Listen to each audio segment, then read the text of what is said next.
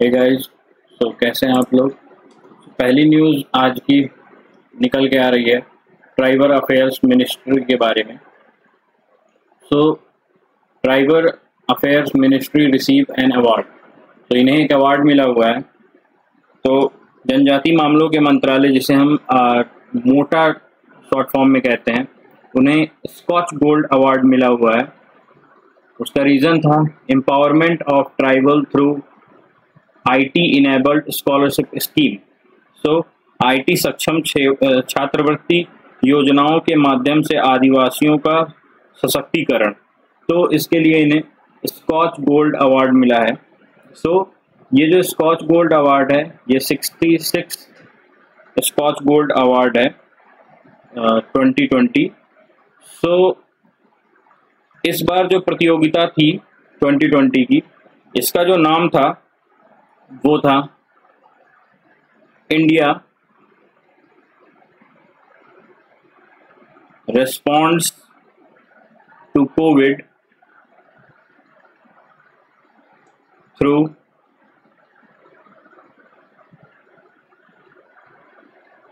Digital governance.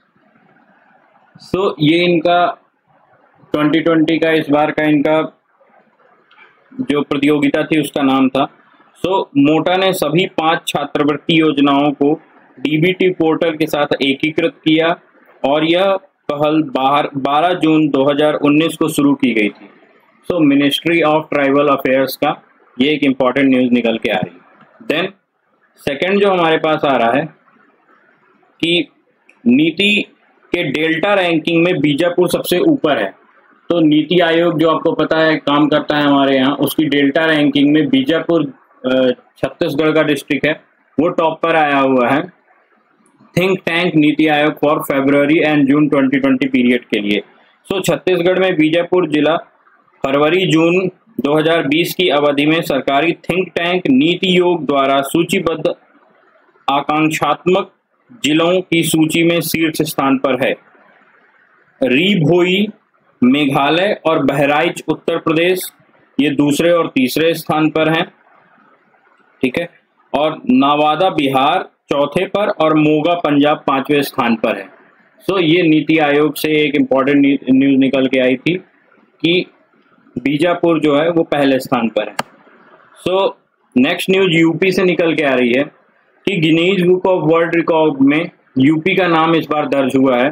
वो किस लिए कि उत्तर प्रदेश के वन विभाग द्वारा 8 जिलों में चलाए गए वृक्षारोपण अभियान ने 28 जुलाई 2020 को 1 घंटे के भीतर, ये ध्यान रखिएगा आप लोग, कि विद इन एन आवर 240 स्थानों पर एक साथ पौधारोपण किया था, ठीक है। 240 लोकेशंस पे एक साथ पौधारोपण किया और ये अधिकांश प्रजातियों के लिए Guinness book of world record है, ठीक है। तो मीन्स मैक्सिमम प्रजातियों के पौधे लगाए गए ये एक बार में। बड़े पैमाने पर वृक्षारोपण अभियान में 25 करोड़ पेड़ लगाकर ये राज्य में हरियाली युक्त बनाया गया। 25 करोड़ पौधे लगाए गए हैं इस बार। और लखनऊ मंडल में 2 या 3 स्थानों पर 150 से अधिक प्रजातियों के पेड़ लगाकर यह अभियान शुरू किया गया था। ये यूपी की एक न्यूज़ निकल के आ रही थी हमारे पास। देन HP, आपने सुना होगा HP टेक मेजर कंपनी है HP, उसने केतन पटेल को मैनेजिंग डायरेक्टर अपॉइंट किया है। अपॉइंटमेंट्स काफ़ी बार पूछे जाते हैं काफ़ी न्यूज़ में। टेक प्रमुख HP ने केतन पटेल को अपने ग्रेटर इंडिया परिचालन का प्रबंध निदेशक के रूप में नियुक्त किया है।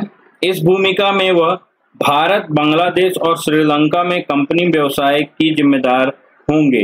भारत के साथ साथ बांग्लादेश और श्रीलंका में भी वो ये काम देखेंगे। उन्होंने विनय अवस्थी की जगह ली। तो इससे पहले डायरेक्टर जो थे, मैनेजिंग डायरेक्टर, वो विनय अवस्थी थे, जो सप्लाई चेन के लिए प्रिंट ऑपरेटिंग के प्रमुख के रूप में के लिए नई भूमिका की ओर बढ़ रहे हैं। उनको दूसरी जगह कर दिया गया और 1 अगस्त 2020 से प्रभावी पटेल HP के पूरा काम देखना शुरू कर देंगे। तो 1 अगस्त से ये अपना काम संभाल चुके हैं। देन नेक्स्ट न्यूज़ निकल के आ रही है एप्पल कंपनी के बारे में कि एप्पल कंपनी दुनिया की सबसे मूल्यवान कंपनी बन गई है, मोस्ट वैल्यूएबल कंपनी। सो आपने एप्पल के प्रोडक्ट्स भी काफ़ी जगह यूज़ किए होंगे। तो इसमें यह दिया हुआ है कि राज्य की तेल कंपनी सऊदी अरामको, ये कंपनी है सऊदी अरामको को पीछे छोड़ते हुए एप्पल सार्वजनिक रूप से कारोबार करने वाली दुनिया की सबसे मूल्यवान कंपनी बन गई है। 31 जुलाई 2020 को एप्पल का शेयर 10.47% की बढ़त के साथ बंद हुआ, जो सबसे ज़्यादा था। इससे बाजार में इसका 1.84 ट्रिलियन डॉलर का मूल्यांकन हुआ है। तो 1.84 ट्रिलियन डॉलर, ठीक है, इतना तो कुछ कुछ देशों की पूरी इकोनॉमी भी नहीं है जितना इसका मुनाफा आ रहा है। और जहां तक आपको सऊदी अरामको के बारे में बताऊं तो सऊदी अरामको जो अपने बाजार में पदार्पण के बाद 2019 में सार्वजनिक रूप से सबसे मूल्यवान कंपनी थी, अब इसके आखिरी बंद 1.79 ट्रिलियन पर थी। सो यहाँ पर ये थोड़ा सा आगे एप्पल निकल गया है इससे। देन नेक्स्ट न्यूज़ निकल के आ रही है, काफ़ी इंपॉर्टेंट न्यूज़ है अमेरिका से, कि अमेरिका के हाउस पैनल ने एक विधेयक पारित कर दिया है, पास द बिल। इन्होंने एक बिल पारित किया है जिसमें अमेरिका हाउस ऑफ रिप्रेजेंटेटिव की विदेश मामलों की समिति ने महात्मा गांधी और मार्टिन लूथर किंग जूनियर का अध्ययन करने के लिए भारतीय और अमेरिकी छात्रों के लिए एक विनिमय कार्यक्रम स्थापित करने का प्रयास करने वाले पूर्ण चैम्बर पर विचार करने के लिए कानून पारित कर दिया है। तो यहाँ पर महात्मा गांधी और मार्टिन लूथर किंग जूनियर के बारे में। महात्मा गांधी हमारे इंडिया के स्वतंत्रता सेनानियों में से प्रमुख रहे हैं, तो इसलिए ये हमारे लिए भी काफ़ी इम्पोर्टेंट न्यूज़ निकल के आती है। सो गांधी और किंग स्कॉलरली एक्सचेंज इनिशिएटिव अधिनियम के लेखक जॉन लुइस थे, जो कि सदन के नागरिक अधिकार नेता डेमोक्रेटिक सदस्य थे। सो उन्होंने ये पारित करवाया है बिल। तो ये काफ़ी इंपॉर्टेंट बिल है कि यूएस की संसद में ये पास हो रहा है। और यहाँ से आपको ये भी पता चल रहा होगा कि यूएस की जो संसद है उसका नाम है हाउस ऑफ रिप्रेजेंटेटिव, ठीक है। देन नेक्स्ट खबर निकल के आ रही है कि जीईएस के अतिरिक्त निदेशक बने उर्जित पटेल, एडिशनल डायरेक्टर हमारे यहाँ के बन गए हैं उर्जित पटेल जी। आपको पता है Urjit Patel farmer RBI governor रह चुके हैं। सो जीईएस थी great eastern shipping company limited ने इन्हें अपॉइंट किया है। इन्हें additional and independent director for term 5 year, अगले 5 साल के लिए कर दिया है। पटेल ने सितंबर 2016 से दिसंबर 2018 तक भारतीय रिजर्व बैंक के 24वें गवर्नर की तरह काम किया था। 24th गवर्नर थे ये, और इन्हें 1 अगस्त 2020 से 5 वर्षों के लिए नियुक्त किया गया है। तो 1 अगस्त से ये भी अपना पूरा कार्यभार संभालेंगे। सो इतने आज के लिए काफ़ी न्यूज़ थी। Then question of the day है कि आपको फुल फॉर्म नीति आयोग जो हमारे यहाँ काम करता है उसका बताना है, और इसका अध्यक्ष कौन है और कौन होता है। तो ये नीति आयोग के बारे में आप लोग पहला। देन दूसरा है इस समय मौजूद में आरबीआई गवर्नर कौन है हमारे, ठीक है।